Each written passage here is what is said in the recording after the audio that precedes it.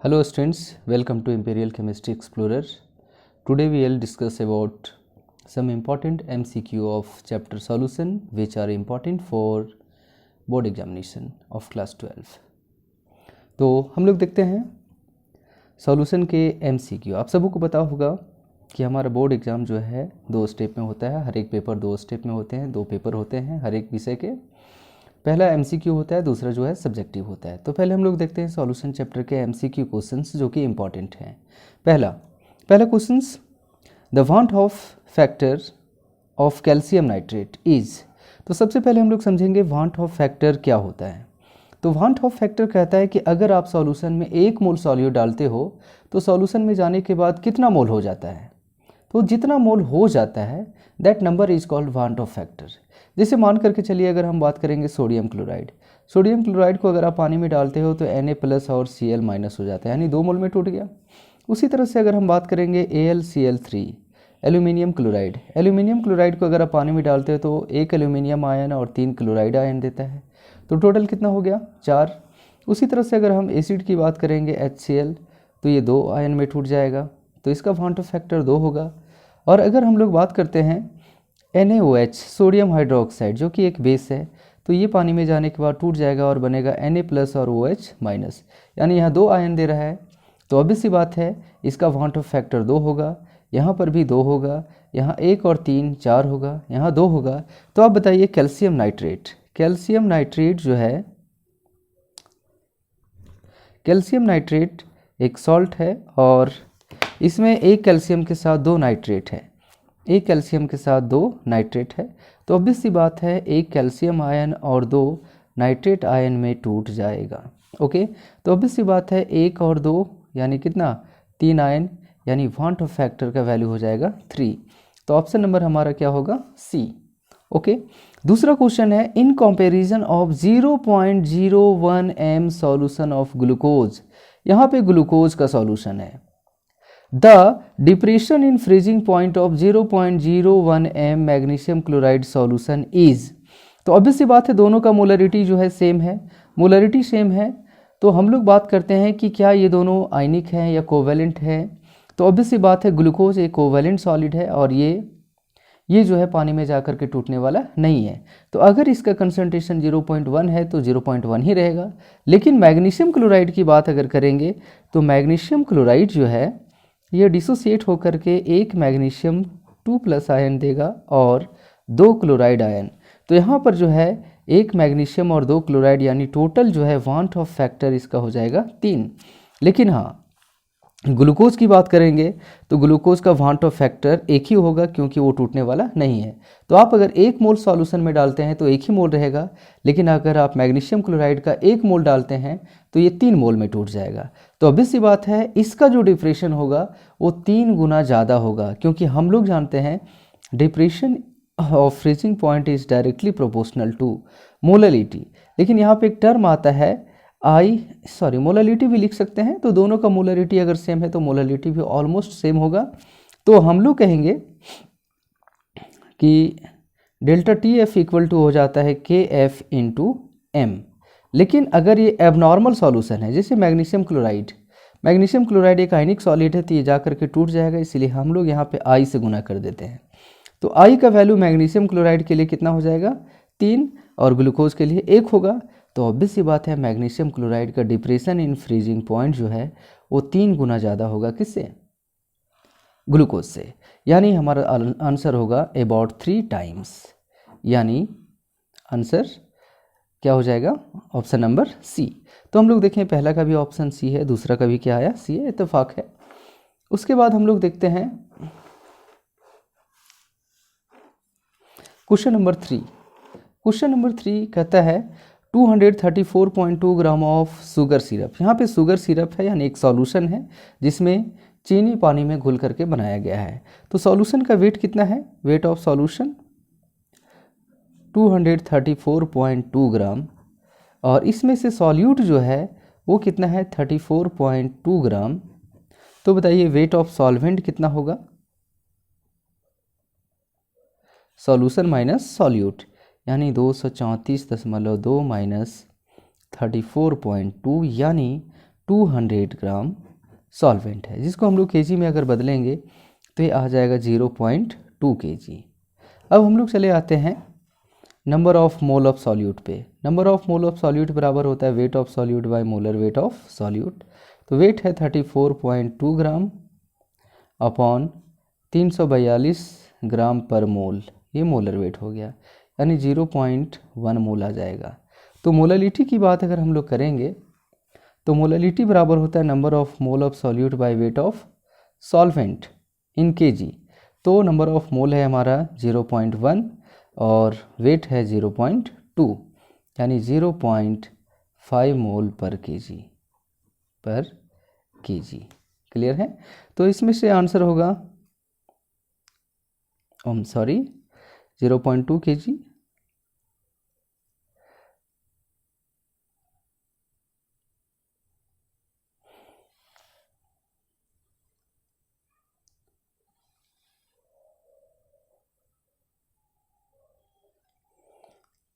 Zero 0.1 upon 0.2, यानी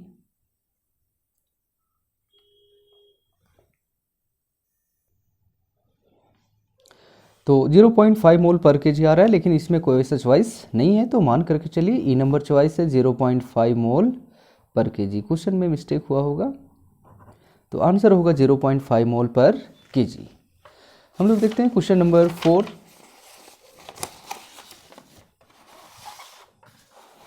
question number 4 की बात अगर हम लोग करेंगे तो क्वेश्चन नंबर 4 है relative lowering in vapour pressure of solution is.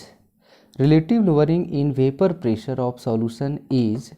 तो रिलेटिव लोअरिंग को बच्चों हम लोग रिप्रेजेंट करते हैं del P upon P naught A, और ये इक्वल टू होता है mole fraction of solute. Mole fraction of solute, यानी मोल फ्रैक्शन ऑफ सॉल्यूट जितना ज़्यादा होगा रिलेटिव लोअरिंग भी उतना ही ज़्यादा होगा। तो यहाँ पे मोल फ्रैक्शन ऑफ सॉल्यूट कौन है? Answer number C. आप देखेंगे इसको अगर आप चाहें तो डिराइव कर सकते हैं Rawls law of vapour pressure से। यानी यहाँ पे कहा गया था Rawls law of vapour pressure में P जो है किसी भी लिक्विड का सॉल्यूशन में वेपर प्रेशर जो है वो डायरेक्टली प्रोपोर्शनल होता है उसके मोल फ्रैक्शन का। तो हम लोग इसे लिख सकते हैं PA equal to P naught A X A, और PA इक्वल टू हो जाएगा पी नॉट ए, और एक्स ए को हम लोग लिख सकते हैं 1 माइनस एक्स बी। इसे फर्दर अगर आप सॉल्व करेंगे तो आप देखेंगे PA इक्वल टू हो जाएगा पी नॉट ए और minus P naught A x B. Okay, अब यहाँ पे हम लोग काम करते हैं, इसको राइट हैंड साइड ले जाते हैं और ये माइनस वाले को लेफ्ट हैंड साइड। तो P naught A x B equal to P naught A minus P A, और हम लोग इसे लिख सकते हैं डेल पी, यानी एक्स बी इक्वल टू हो जाएगा del P upon P naught A. This is relative lowering in vapour pressure. तो इक्वल टू क्या आ गया? Mole fraction of solute. तो आंसर होगा सी नंबर। अब हम लोग देखेंगे question number 5। A molar solution is one that contains 1 mole of solute. एक मोलर सॉल्यूशन हम लोग उसे कहते हैं जिसमें 1 मोल सॉल्यूट होगा। तो मोललिटी बराबर हम लोग जानते हैं क्या होता है?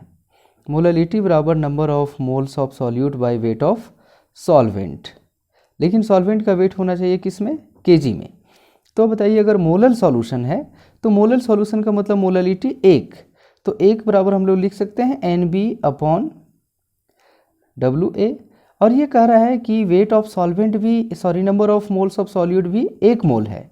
तो 1 बराबर क्या हो जाएगा? 1 बटा वेट ऑफ सॉल्वेंट। तो बताइए वेट ऑफ सॉल्वेंट बराबर कितना हो जाएगा? 1 kg, यानी 1 kg यानी हम लोग लिख सकते हैं 1000 ग्राम।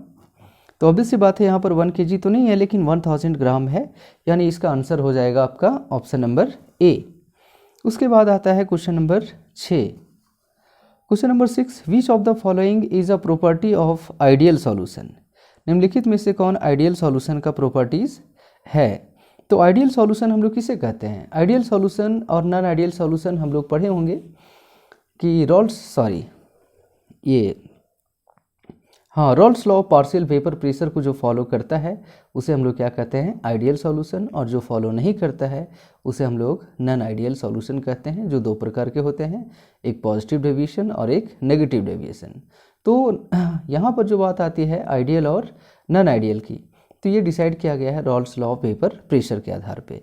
तो जो Rawls law of vapour pressure को ओबे करता है उसे हम लोग क्या कहते हैं, आइडियल सॉल्यूशन। तो इसका आंसर क्या हो जाएगा, 6 नंबर, आंसर हो जाएगा 6। अब हम लोग देखते हैं क्वेश्चन नंबर 7।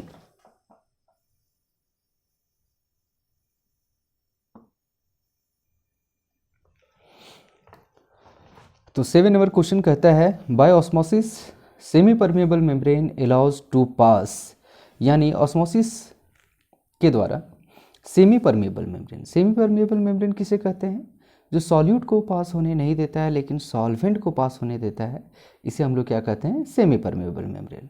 तो अलाउज टू पास किसको पास होने देगा, सॉल्वेंट को। Question number 8 colligative properties of the solution depends upon.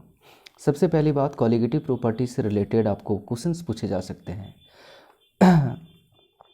What are colligative properties? Colligative properties are the properties of dilute solution. ये डाइल्यूट सॉल्यूशन का प्रॉपर्टी है, किसका है, डाइल्यूट सॉल्यूशन, जिसमें किस प्रकार के सॉल्यूट घुले होंगे, नॉन वोलेटाइल सॉल्यूट। दूसरा क्वेश्चन। तीसरा क्वेश्चन, जो डिपेंड करता है, किस पर डिपेंड करता है, नंबर ऑफ सॉल्यूट पार्टिकल, किस पर डिपेंड नहीं करता है, नेचर ऑफ सॉल्वेंट पर, नेचर ऑफ सॉल्यूट पार्टिकल पे, नेचर ऑफ सॉल्वेंट पे डिपेंड नहीं करता है ना। तो कॉलिगेटिव प्रॉपर्टीज आपका डिपेंड करता है नंबर ऑफ सॉल्यूट पार्टिकल पे, किस पे डिपेंड करता है, सॉल्यूट पार्टिकल के नंबर पे। तो आंसर होगा C. The van't Hoff factor of 0.1 m barium nitrate, 0.1 m barium nitrate solution is 2.74। ये बेरियम नाइट्रेट का सॉल्यूशन है जिसका वांट ऑफ फैक्टर का वैल्यू जो है वो 2.74 है, 2.74। तो हम लोग लिखेंगे क्वेश्चन नंबर 9। यहाँ पर जो है वांट ऑफ फैक्टर यानी आई का वैल्यू जो है 2.74 है, सॉल्यूट हमारा है बेरियम नाइट्रेट। तो बताइए स्टूडेंट्स, ये कितने मोल में टूटेगा, 1 मोल बेरियम में और 2 मोल नाइट्रेट में।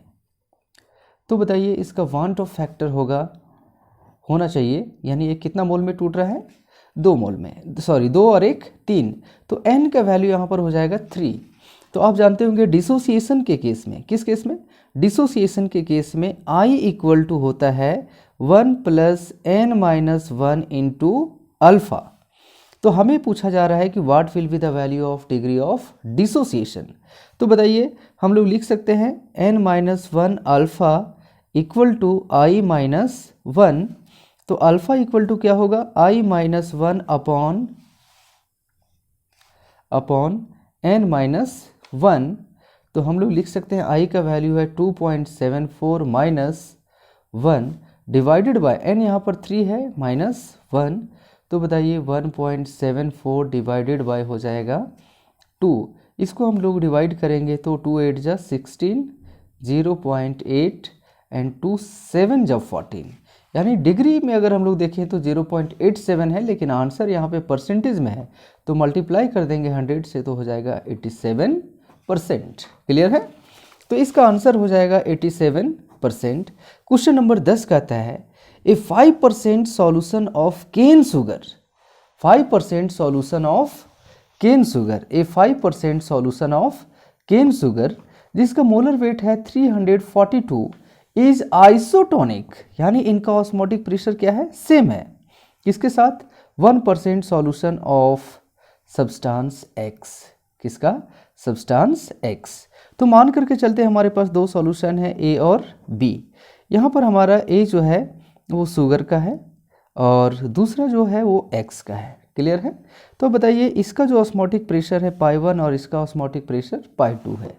तो ऑब्वियस सी बात है according to the question isotonic है, तो π1 इक्वल टू क्या हो जाएगा, π2, π1 इक्वल टू π2। तो ऑब्वियस सी बात है π1 को हम लोग लिख सकते हैं font of law of osmotic pressure से, m1 RT इक्वल टू हो जाएगा m2 RT। ओके, अब यहाँ पे बात आती है परसेंटेज की, किसकी, परसेंटेज। तो परसेंटेज की जब बात आती है तो हम लोग क्या, तो m1 RT की जगह पे हम लोग लिख सकते हैं number of moles of solute 1/V और RT equal to N2RT upon V, molarity बराबर number of mole upon volume. तो हम लोग लिख सकते हैं, देखिएगा नंबर ऑफ मोल को लिखा जा सकता है W1 अपॉन मोलर वेट है ये 1 का, ओके, और V into RT equal to हो जाएगा W2 और ये V, और यहाँ पे हम लोग W2/M2 लिखेंगे इंटू RT। नंबर ऑफ मोल बराबर होता है वेट बाय मोलर वेट, है ना। तो हम लोग देखेंगे यहाँ पर कि परसेंटेज दिया हुआ, वेट का क्या दिया हुआ है, परसेंटेज। तो ये हमारा 5% है, यानी वेट जो है 5 होगा, ये वॉल्यूम जो है मान के चलिए बराबर है, इसका भी 100, इसका भी 100, तो वॉल्यूम कट जाएगा और RT जो है वो कट जाएगा। W1 कितना है 5 और अपॉन M1 यहाँ पर कौन है, शुगर, जिसका मोलर मास है 342, और W2 1 है जिसका मोलर मास हमें पता नहीं है। तो M2 यानी molar mass of second solute, जिसको हम लोग कहते हैं X, है ना। तो बराबर बताइए M2 ही यहाँ लिखिए, बराबर आ जाएगा क्या 342 अपॉन 5। तो अब देखेंगे इसे डिवाइड करके कितना आ जाएगा, 5 6 30, बच गया 4, 4 पर 2, 5 8 40 और 5 चौक 20, 68.4 आ जा रहा है इसका मोलर मास। तो ऑब्वियस सी बात है आंसर कौन होगा हमारा, 68.4 होगा। क्लियर है। तो ये हो गया हमारा आंसर। ऐसे भी आप देख सकते हैं कॉलिगेटिव प्रॉपर्टीज़ जो है वो इन्वर्सली प्रोपोर्शनल होता है मोलर मास का। तो पहला सॉल्यूशन जो है इसका कॉलिगेटिव प्रॉपर्टी, सॉरी दोनों का कॉलिगेटिव प्रॉपर्टीज तो सेम है, लेकिन इसका कंसंट्रेशन 5 गुना ज़्यादा है और मोलर पास भी क्या होना चाहिए, 5 गुना ज़्यादा होना चाहिए। तो इसका 5 गुना ज़्यादा आ जाएगा आपका 342। तो अभी सी बात है, आप देखेंगे इसका कैलकुलेशन के बाद आ गया कितना 68.4। अब हम लोग देखते हैं नेक्स्ट क्वेश्चन।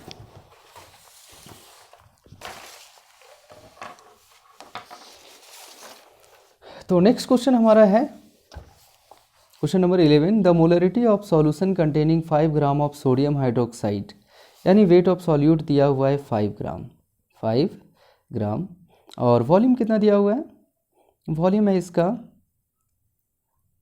सॉल्यूशन का 500 मिलीलीटर, और आप जानते हैं मोलरिटी को हम लोग लीटर में एक्सप्लेन करेंगे, मोल पर लीटर, तो 0.5 लीटर आ जाएगा।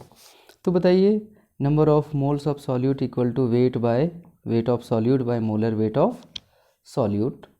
तो वेट ऑफ सॉल्यूट 5 ग्राम है, मोलर वेट ऑफ सॉल्यूट हो जाएगा सोडियम हाइड्रोक्साइड का 23 और 1 24 और ऑक्सीजन का 16, यानी 40 ग्राम पर मोल। तो आप लिख सकते हैं 1/8 मोल। क्लियर है।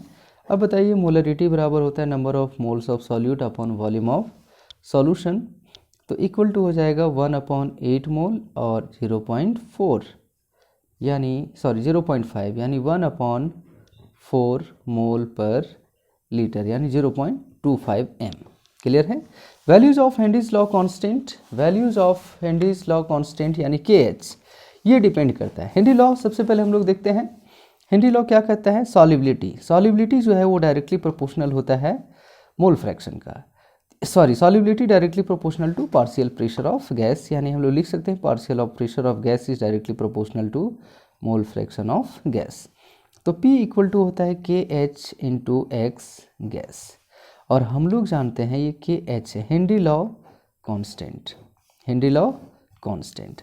अब हम लोग बात करेंगे X गैस जो है इक्वल टू हो जाएगा P/KH, यानी we can write here X gas जो है वो इन्वर्सली प्रोपोर्शनल टू क्या है, KH। क्लियर है।